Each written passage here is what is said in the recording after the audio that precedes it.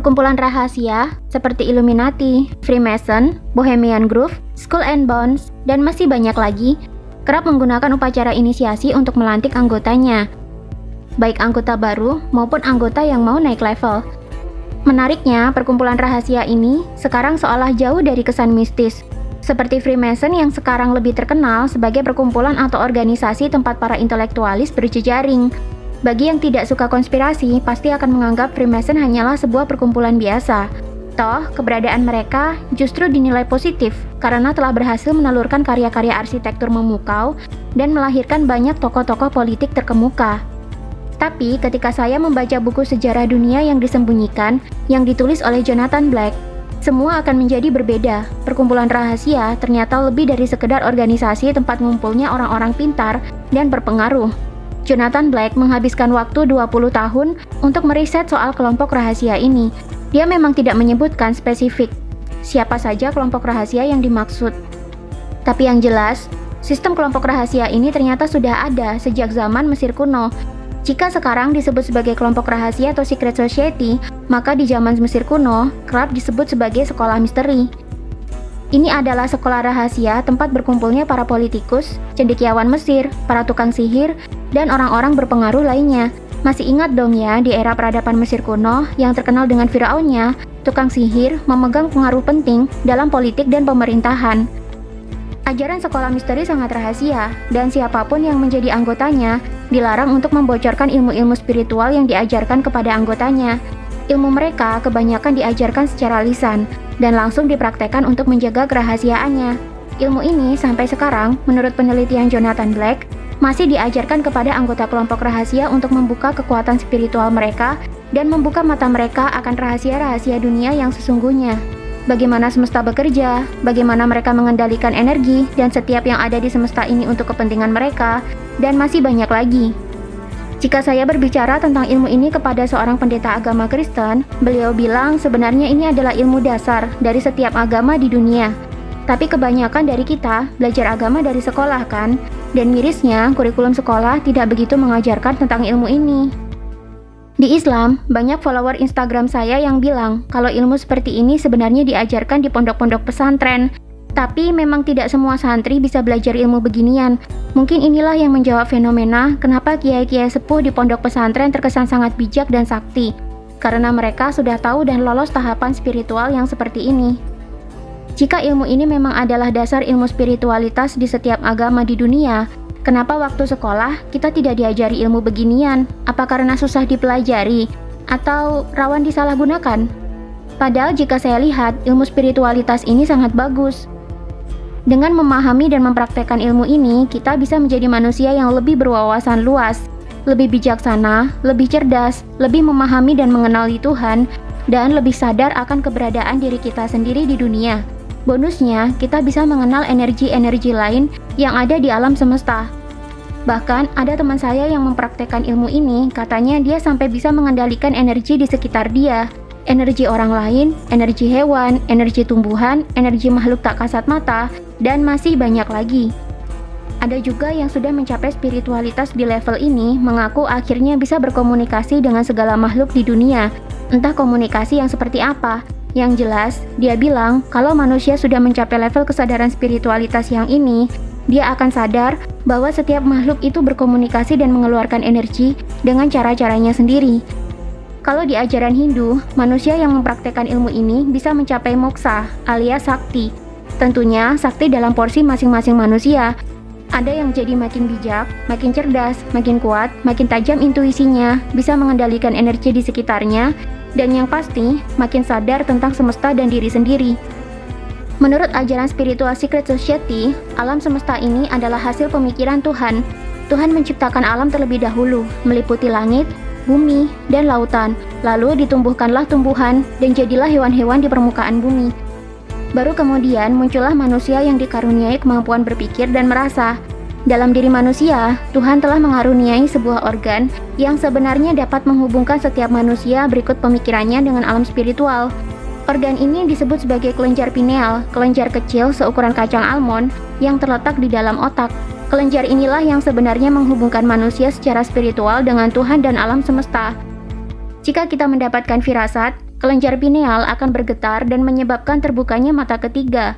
Dalam kepercayaan Hindu dan beberapa kepercayaan kuno lainnya, termasuk ajaran spiritual dalam sekolah misteri, mata ketiga adalah sebuah cakra yang terletak di antara kedua alis manusia di sebelah atas. Ketika mata ketiga manusia terbuka, maka gerbang manusia menuju kondisi spiritualitas lebih tinggi akan ikut terbuka. Karena itu, kelenjar pineal sering disebut sebagai organ wawasan dari semesta yang lebih tinggi, sebuah jendela terbuka pada kecemerlangan dan keajaiban tingkat spiritual. Jendela ini bisa dibuka secara sistematis dengan bermeditasi dan praktik tertentu yang memberikan peningkatan penglihatan.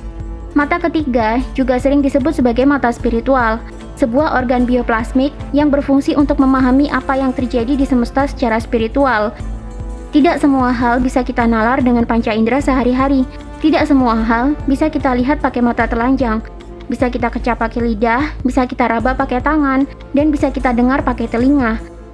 Banyak hal yang bisa kita ketahui ketika mata ketiga lebih terbuka. Jika mata ketiga manusia terbuka, manusia akan lebih memahami apapun yang terjadi di dalam semesta ini secara sadar. Manusia akan menjadi lebih cerdas, lebih bijak, lebih arif dalam menyikapi segala sesuatu, lebih tajam intuisinya, dan tentu saja lebih terkoneksi dengan Tuhan dan alam semesta. Alam semesta tak hanya diisi oleh manusia, hewan, tumbuhan, tanah, air, bintang, planet, virus, bakteri, dan barang-barang ciptaan manusia. Masih ada makhluk-makhluk lain yang tak terlihat yang juga mengisi semesta ini. Mereka hidup dan bergerak sesuai peranannya masing-masing. Menurut ajaran spiritualitas ini, Tuhan berbicara dengan manusia melalui firasat atau intuisi. Manusia, bumi, hewan, tumbuhan, air, angin, api, angkasa, dan makhluk astral adalah satu kesatuan di dalam semesta bersama Tuhan. Manusia ini ada bersama Tuhan, satu kesatuan. Jika mata ketiga kalian terbuka, kalian akan memahami istilah ini. Tapi, sistem pendidikan zaman sekarang sangat minim membuka gerbang spiritualitas manusia. Malah hampir tidak ada. Pelajaran agama di sekolah pun cuma diajarkan kalau Tuhan itu satu. Tapi, Tuhan itu di mana dan bagaimana kita berkomunikasi dengan Tuhan, siapa kita sebenarnya sebagai makhluk Tuhan, dan apa tugas dan fungsi masing-masing manusia di semesta tidak pernah dijelaskan, apalagi diajarkan. Kita ditutup oleh satu ajaran bahwa Tuhan itu satu dan Tuhan tidak bisa kita kenali pakai panca indera. Ya, memang tidak bisa. Untuk mengenali Tuhan harus menggunakan jalur spiritualitas. Harus dengan membuka mata ketiga manusia. Resikonya, jika mata ketiga manusia terbuka, manusia akan lebih cerdas dan bijaksana. Ini tentunya tak diinginkan oleh para elit. Manusia yang cerdas tidak bisa disetir.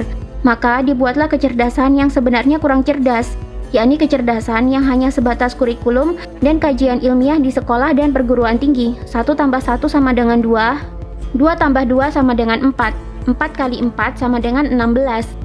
Selama segala sesuatu tidak bisa dijelaskan secara ilmiah, tidak bisa dihitung pakai rumus matematika, fisika, dan kimia, maka dianggap hanya mistis yang terbelakang.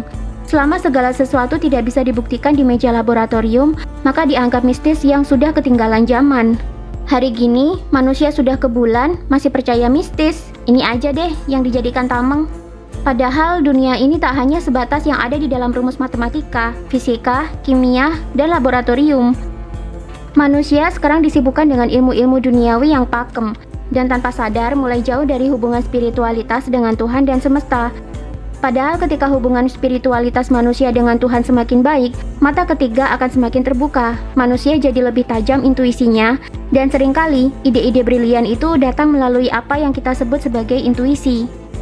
Dalam buku Jonathan Black dicontohkan bahwa seperti Isaac Newton, Leonardo da Vinci, Kepler, Washington, Mahatma Gandhi, dan masih banyak lagi tokoh-tokoh dunia yang pemikiran dan karyanya benar-benar berpengaruh adalah manusia yang berhasil mempraktekkan spiritualitas ini. Seringkali pemikiran besar mereka dan karya hebat mereka lahir dari apa yang mereka sebut sebagai intuisi dari Tuhan.